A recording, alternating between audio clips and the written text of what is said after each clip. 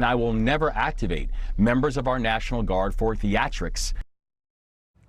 Governor Wes Moore captures national headlines as he takes aim at President Trump, reiterating that he will not authorize activating the National Guard here in Maryland. It comes after the president called out Baltimore's crime issues while deploying federal troops in D.C. Moore appearing on CNN yesterday, calling those comments tone-deaf and ignorant. Well, it comes as earlier this week, the governor had these sharp words for the president as he invited him to Baltimore for a crime walk with Mayor Scott and other elected leaders. And so I do want to be very clear. If you are not willing to be part of the solution, keep our names out of your mouth. Specifically, Donald Trump, if you are not willing to walk our communities, keep our name out of your mouth.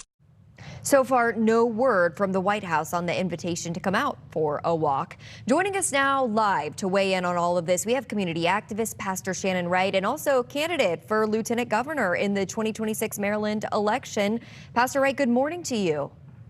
Good morning, good morning, good morning. I want to start with your initial reaction to this. You know, we've seen quite the escalation, a war of words between President Trump and Governor Moore. What are your thoughts?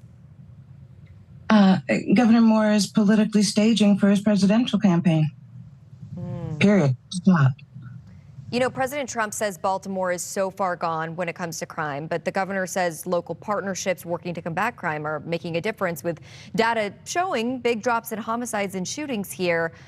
Do you believe that the president's criticisms of Baltimore are fair when we're seeing improvement in the city? I do. President Trump's comments are data driven. As our governor would like to say, he follows the data. And the data says that Baltimore City is still in the top 5 most dangerous cities in the country. The governor is, you know, calling on the president to be part of the solution. But do you believe Moore himself is doing enough to be part of the solution? Absolutely not.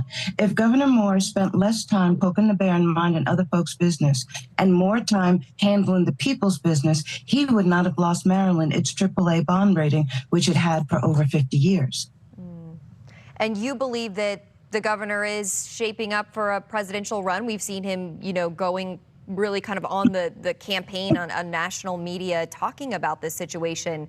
What do you think is next there? I mean, he's already started his presidential media trial, going from place to place, network to network. But listen, if Governor Moore spent less time out there on the trail and more time in Maryland, we would not have perhaps as fragile a power grid. We would not have all these budgets and debates over how we're going to budget and improve public education. We would not have the issues with juvenile justice reform. But as you mentioned, I am a candidate for lieutenant governor on the Wedekind ticket, and this is part of why.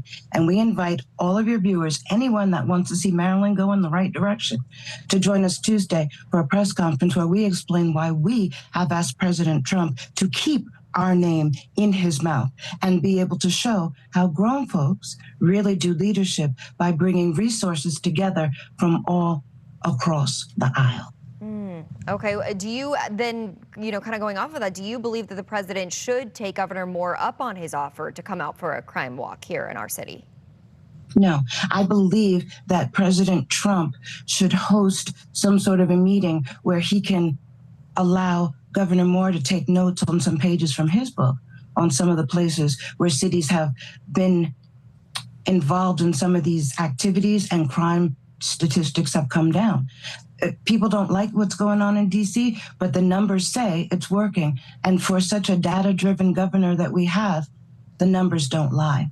All right. Candidate for lieutenant governor Shannon Wright, thank you so much for weighing in. We appreciate it. Thank you.